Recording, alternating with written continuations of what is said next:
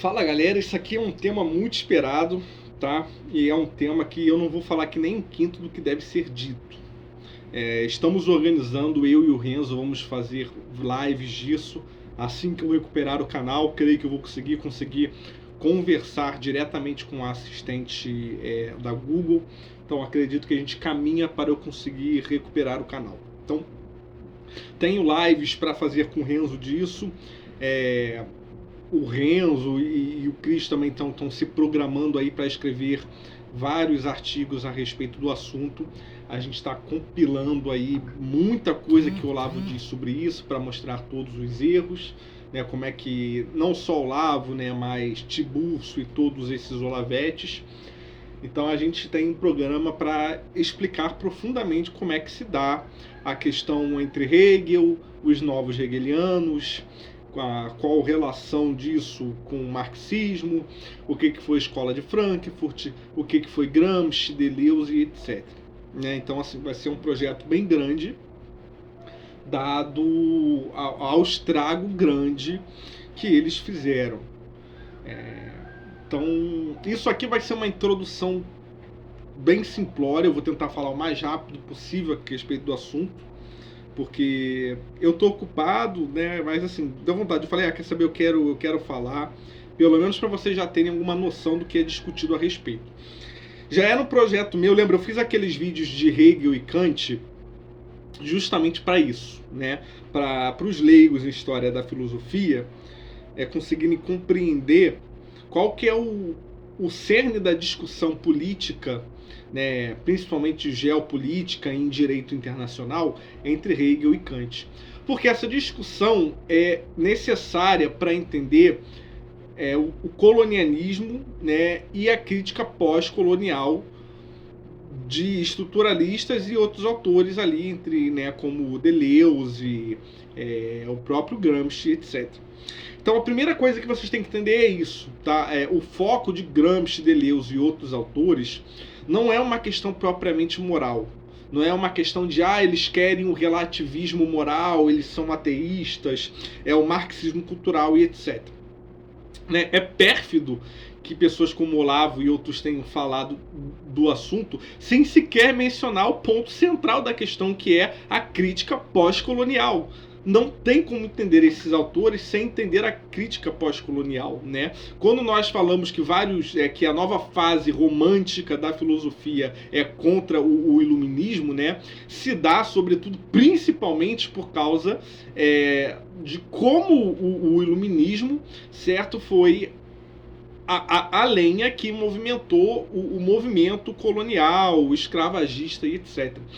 Então não dá, ou seja, a questão não é moral, né, ou propriamente moral ou filosófica, mas isso inclusive é mais discutido em sociologia e talvez até direito internacional do que em filosofia por si mesmo. Mas vamos lá. Recapitulando algumas coisas. Kant, com a sua crítica da razão prática, né, e também com a metafísica dos costumes e mais o que? Esqueci o nome do outro, enfim, né? Como a visão política, né, e do direito do Kant subjaz em ele tentar criar, né, uma teoria do direito, né, baseada naquilo que é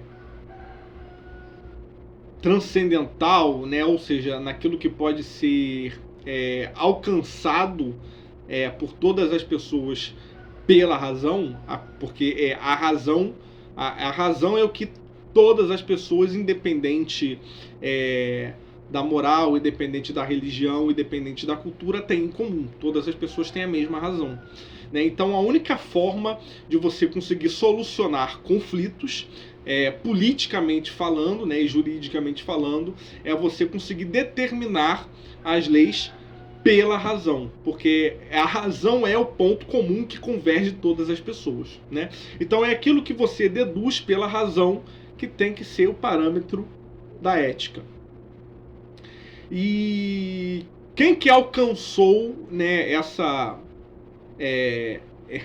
essa razão, né? Quem foram as pessoas racionais que desenvolveram isso, né? Foram ali os ingleses, o cristianismo ocidental no geral. Então surge daí o seguinte: não adianta a gente aqui, né, na Inglaterra, no caso, a gente seguir esse projeto kantiano de ter uma república liberal, né, com esse tal direito, se o resto do mundo, né, tem povos que não seguem, né, esses direitos, que não seguem essas cartilhas. Então eles começam a discutir a possível necessidade de expansão da coisa, né, a nível cosmopolita.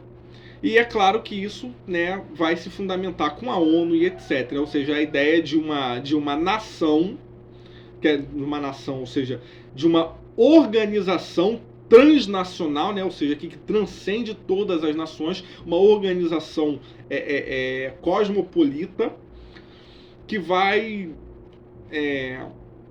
legislar não, mas regulamentar, né, ou fiscalizar todas as outras nações, né, através daquele direito que são a Carta dos Direitos Humanos, etc., que são esses direitos racionalmente alcançados, né?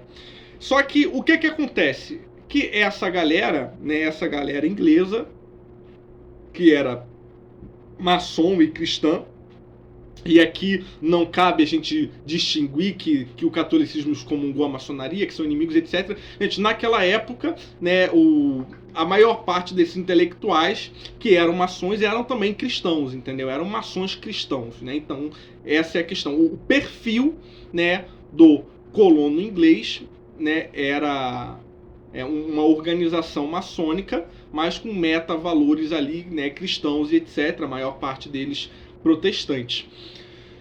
Então, então teve essa questão, ora, os povos pagãos, os povos não cristãos, os povos incivilizados, né, os povos bárbaros e etc., eles têm que ser colonizados, né, eles têm que ser colonizados, eles têm que ser redisciplinados, né, eles têm que aprender essas normas. Então teve a ideia de uma imposição, né, uma imposição desses direitos universais, entendeu? Então, o iluminismo que se desenvolve ali com Kant, a teoria cosmopolita e republicana kantiana e etc., acabou fomentando a expansão colonial, né, e vários povos como Índia, os africanos, etc., que foram colonizados. Eles não foram colonizados somente economicamente, entendeu? Não foi só uma exploração trabalhista, né? Mas foi também uma colonização filosófica, política e moral, porque eles estavam, né, os colonos estavam reeducando esses povos. Então, foi isso que aconteceu com a colonização e qual a relação disso, né, por alto ali com a filosofia iluminista no geral. E por outro lado, nós tínhamos Hegel, né? Hegel, muito pelo contrário, e lembrando que essa coisa se fundamenta em Kant, por quê? Né, porque fica ali entre as entrelinhas, né, implícito um pressuposto de que primeiro você tem Deus, né? Então Deus é que dá ao homem a alma racional. Então necessariamente aquilo ali que você alcança pela razão, né, o que é racionalmente ético, seria algo prescrito por Deus, né? E temos que colonizar todos os povos e reeducar todos os povos, né, por uma missão divina. Não que essa fosse a proposta necessariamente de Kant, né, mas quem estava pegando o kantismo e tentando dar uma finalidade prática àquilo, né, e sustentando a sua intenção colonialista, eram protestantes. Então você tinha, né, essa ideia aí. E por outro lado você tinha Hegel, né? O Hegel, ele muda, né, ele vai criticar completamente essa visão kantiana, né? Porque começa pela própria ideia de Deus mesmo. Hegel ele está falando que na verdade o Espírito de Deus se faz presente entre as sociedades humanas, né? E esse Espírito de Deus estaria redescobrindo ele mesmo ao passo de uma forma dialética, né, relacionando-se com as culturas que se desenvolvem entre as sociedades humanas. Então, a ideia aqui, mais ou menos, é que tipo assim, não existe, né, um único ponto moral, né, transcendente, da qual todas as culturas têm que convergir, né, para chegar ao absoluto, para encontrar, né, para estar de acordo com o que Deus quer. Na verdade, não. Na verdade, cada cultura experiencia Deus à sua maneira, né? Então, a cultura de cada povo, a religião, os costumes, a tradição, né, a estética, os preceitos litúrgicos de cada povo já são por si mesmos uma manifestação particular do Espírito de Deus naquela sociedade. Então todas, né, ou seja, cada sociedade ela tem que ser tradicional. As sociedades têm que ser heterodoxas entre si, entendeu? Então, né, você tem ali os indivíduos, né, que formam as famílias, né, se relacionam dialeticamente entre si e formam as pequenas comunidades, as culturas ali daquelas comunidades, a moral, aquilo vai para a teoria do direito, então você tem o Estado, né? E quando se fala no hegelianismo que o Estado, né, você tem a religião e o Estado é o absoluto, né, é porque o Estado é a última manifestação do espírito naquela sociedade, certo? E como ele vem quase que paralelamente à manifestação da religião daquela sociedade, esses estados tinham que ter um caráter confessional religioso mesmo. Então, as sociedades heterodoxas entre si, elas têm que ser tradicionais, terem a própria religião e etc., porque aquilo ali é uma questão esotérica e mística de como Deus se relaciona com as sociedades humanas. Então, em Hegel, né, você tem uma visão tradicionalista de governos heterodoxos entre si, e em Kant você tem uma visão cosmopolita, né, em que você tem que ter uma expansão colonial, né, para convergir todos os povos a uma única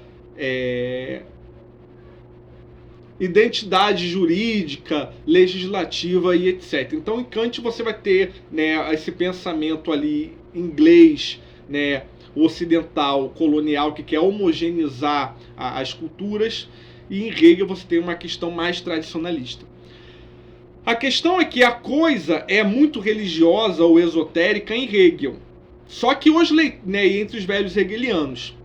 Entre os novos hegelianos, a coisa muda um pouco. Os novos hegelianos, eles interpretam a questão de Hegel como uma linguagem, às vezes, meio psicológica e etc., que o espírito em si, o espírito fora de si, o espírito em si para si e tal, talvez não teria, né, necessariamente uma relação com Deus em si, né, mas uma questão da mente humana e tal. E aí os novos hegelianos, né, alguns autores novos hegelianos, abstraem a questão metafísica, a questão esotérica, e racionalizam aquilo, entendem aquilo como não. O Hegel, ele só está descrevendo, né, embora de forma de uma linguagem metafísica, como que se formam as culturas e as sociedades humanas. Então você tem as famílias, né, as pessoas, os indivíduos que se relacionam e formam as famílias,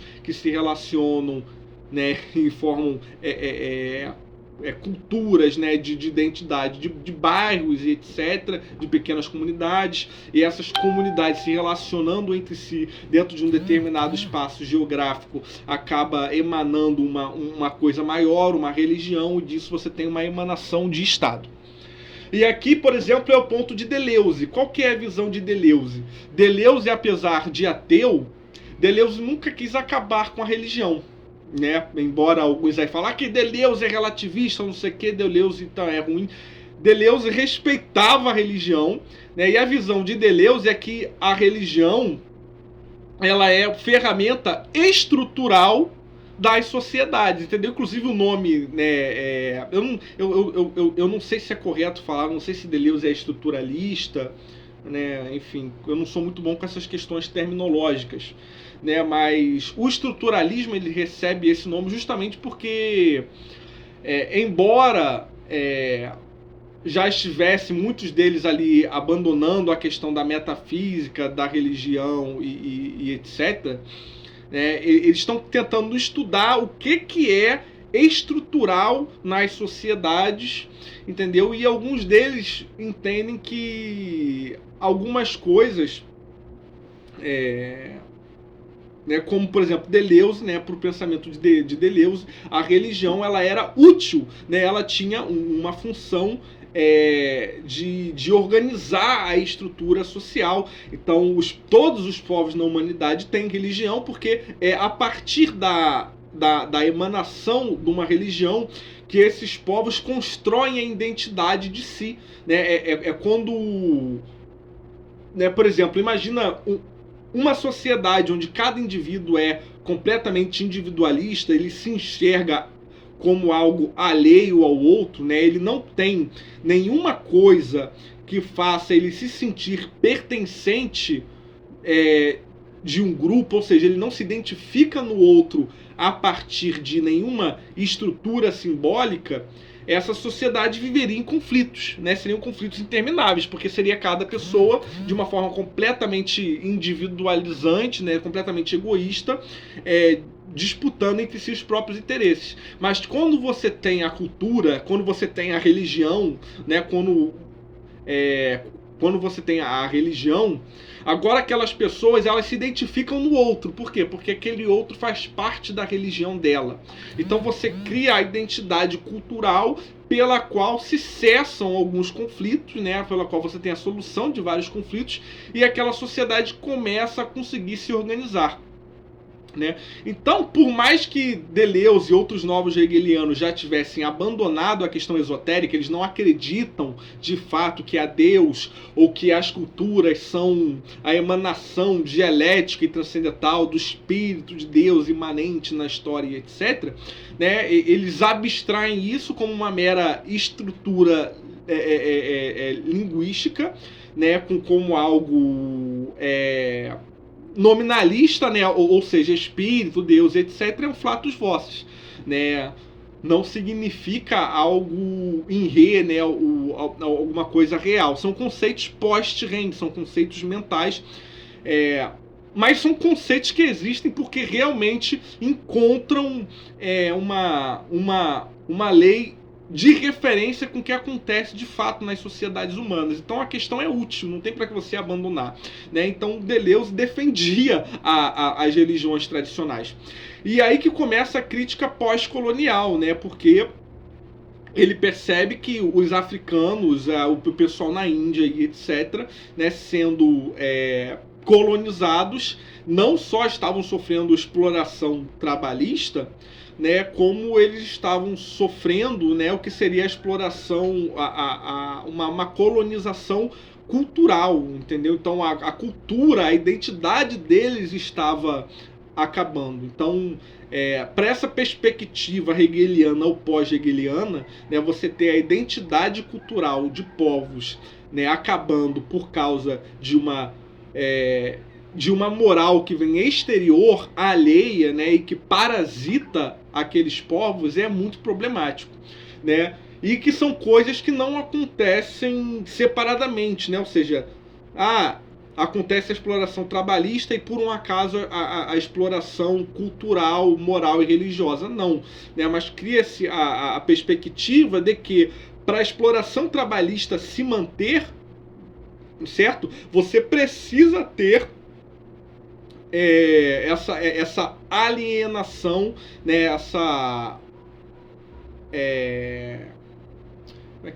Como é que eu poderia dizer? Você não alienar, né? Você tem que alienar aquele povo da sua própria identidade, né? E aos poucos fazer aquele povo se identificar com o seu próprio opressor, com o seu próprio colono. Então, assim, resumo mais ou menos da história. Deleuze, assim como Gramsci, certo? Quando eles estão defendendo o que seria a engenharia cultural, eles não estão sendo, eles são contra o cristianismo porque são contra o cristianismo, entendeu? Porque eles acreditam que a moral não existe, etc. Não é isso, né? Muito pelo contrário, né? Tipo assim, eles não chegaram do nada e falaram, quer saber? A gente tem que infiltrar intelectuais na educação e na mídia para acabar com a moral porque a gente é progressista. Não era nunca foi sobre progressismo, não tinha nada a ver sobre progressismo, tem a ver com uma crítica pós-colonial, certo, e exploratória. Então, na visão deles, para você conseguir resgatar a autonomia política e econômica de um povo, você tem que resgatar também a autonomia cultural e religiosa de um povo. Então eles não queriam acabar com a religião, eles não queriam defender progressismo, etc. Muito pelo contrário, na perspectiva deles, os intelectuais orgânicos, né, são o que? É uma classe intelectual que vai emanar dos valores do povo colonizado, certo? Ou seja, por exemplo, lá na África, né, são os sábios africanos, os gurus africanos, da religião tradicional africana mesmo, né, que tem que fazer um movimento romântico de resgate da tradição cultural, né, da classe trabalhadora, porque a classe, né, a religião da classe trabalhadora é explorada e colonizada, não é a dos colonos. Então, isso é que é o resgate orgânico da coisa, entendeu? Eles conseguirem fazer os trabalhadores voltarem a ter um sentimento de identidade com a cultura local, com a religião da matriz da cultura deles, entendeu? E para retomando essa cultura identitária que eles vão conseguir se unir e juntar forças para combater os colonizadores, entendeu? Então vocês percebem que agora, é claro, a esquerda parece que nunca entendeu isso muito bem. Por que essa esquerda, né, anticolonialista, por acaso no Brasil, é também anticristã? Obviamente porque na perspectiva dela, né, o Brasil era indígena, né? Então assim, a cultura orgânica do Brasil não seria a cristã. Você tinha as culturas, os povos indígenas, então vieram os colonizadores que por um acaso eram cristãos, né? Então esses colonizadores cristãos, né, eram os parasitas que trouxeram uma religião e uma cultura alheia, né, e que aí fizeram a manutenção, a engenharia cultural nesses povos, né, ou seja, cristianizaram eles, etc., através de uma colonização não só exploratória de mão de obra, mas uma colonização religiosa, moral e etc., né, evangelizou esse povo. E desde então o Brasil é assim. Então, na perspectiva deles, o Brasil, né, é uma relação de colonos e colonizados. Então, os colonos são os cristãos. Então, por isso que para acabar com o capitalismo malvadão, tem que acabar, certo, com a herança da moral colona. E a moral colona, na perspectiva deles, é a cristã. Então, por isso que aqui no Brasil, né, ou seja, sobre essas condições, eles têm que ser anticristãos. Por isso que você vê a esquerda identitária, né, falando de apropriação, né, e falando que os negros aqui eles têm que largar o cristianismo e serem candomblecistas, umbandistas e etc., querendo ter um diálogo com os índios, de proteção de reserva indígena. Isso tudo envolve essa questão. né? Agora, o problema, qual que é o erro dessa esquerda? É que essa esquerda, ela vai confundir as coisas, né? Por exemplo, ao mesmo tempo que essa esquerda está defendendo essa pauta identitária, essa esquerda também defende pautas progressistas que também não são tradicionais desses povos, né? Então, por exemplo, onde que teoria queer de gênero, né? Onde que teoria queer é de gênero, né? O transgenerismo e qualquer coisa desse sentido é parte tradicional da Umbanda, do Candomblé ou de uma religião indígena, né? Não é, né? Ela não percebe que, por exemplo, eu já li livro de Umbanda Sagrada e também são conservadores. A Umbanda Sagrada também tem, né, acredita em alma, acredita em Deus. Então Deus cria, né, as almas. Deus, quando cria os corpos, né, existe uma questão essencialista naquilo, e a alma, né, o corpo masculino e o feminino, ele tem um arquétipo masculino e feminino, né? Os orixás homens e os orixás mulheres, eles têm um arquétipo do masculino e do feminino. Então você percebe que mesmo entre a Umbanda, né, o Candomblé, se você for para a África, você vai ver que os africanos também são machistas, né, e etc. Então você percebe que, na verdade, em qualquer cultura, né, a percepção de arquétipo de gênero, né, é, na verdade, uma coisa quase que universal. Então eles não percebem que, de uma certa forma, eles querem descolonizar, né, culturalmente o Brasil, combatendo o cristianismo e defendendo essas culturas supostamente identitárias, ao mesmo tempo, né, que projetam uma moral progressista que não é identitária. Muito pelo contrário, essa moral progressista, certo? Ela vem de fora, né, ela vem de intelectuais burgueses, enfim, entendeu? Então, eles não percebem essa contradição. Então, o que eu quero falar para vocês, tipo assim, Gramsci está certo.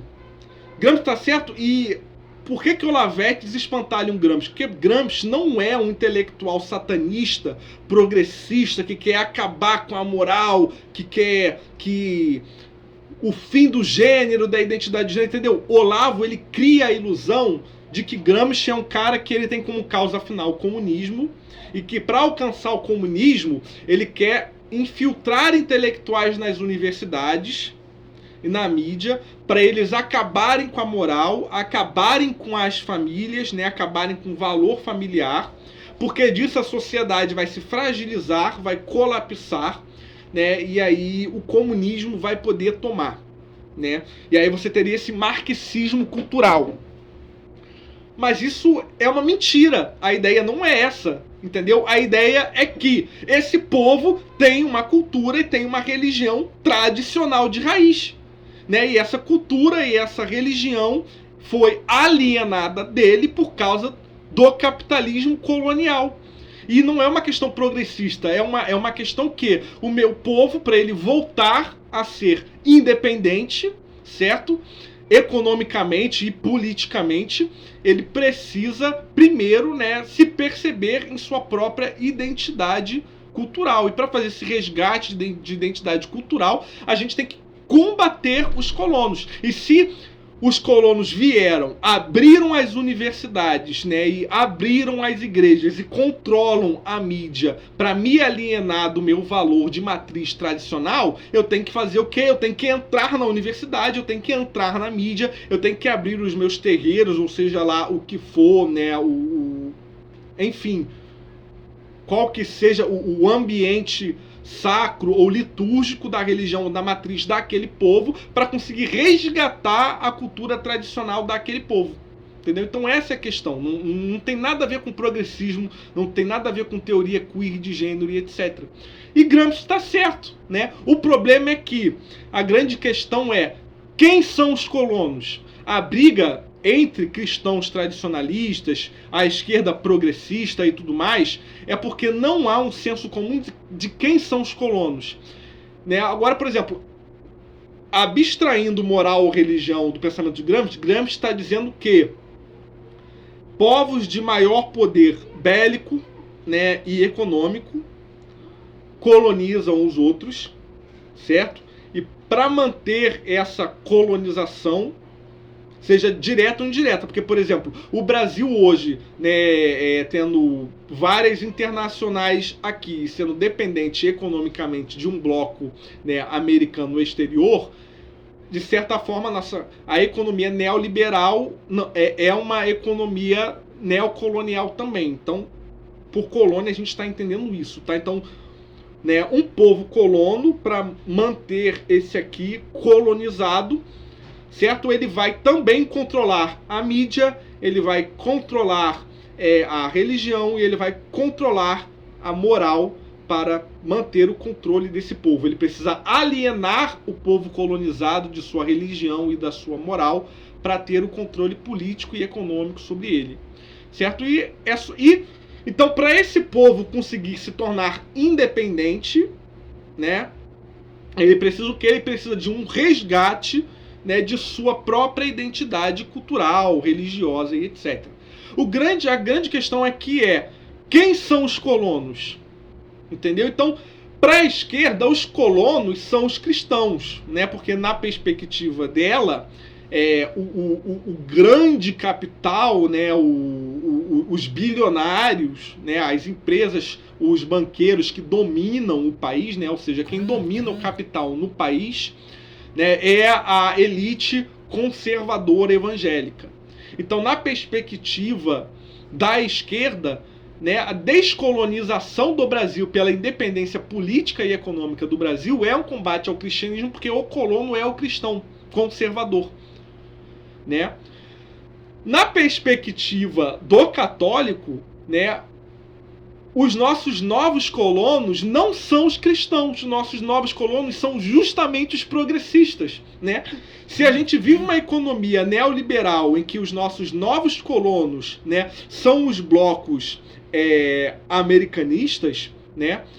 Então, se são eles que dominam a nossa economia, são eles também que dominam a nossa mídia, são eles que dominam, né? Por exemplo, a gente não consome um produto audiovisual nosso, a gente consome filmes que vêm deles, né? A gente consome música que vem deles. Percebe como isso é uma colonização cultural, né? E a gente consome isso tudo que vem deles. E essas coisas são progressistas, essas coisas são anticristãs, essas coisas são relativistas. Por quê? Porque os nossos colonos são os relativistas.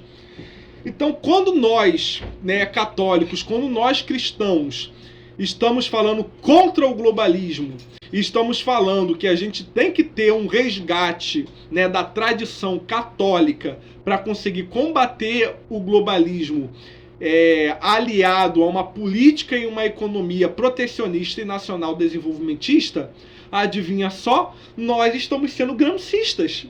Essa é a questão. O tradicionalismo católico, de certa forma, não está longe, certo, de uma perspectiva hegeliana, né, e de uma perspectiva até gramscista. Essa é a questão.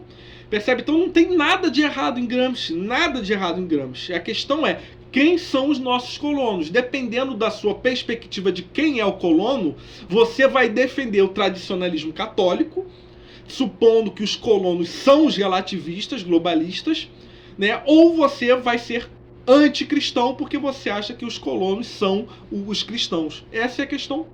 Percebe? Não tem nada de errado em Gramsci. Então, espero que tenha ficado bem claro e viva Cristo Rei. Chocolate.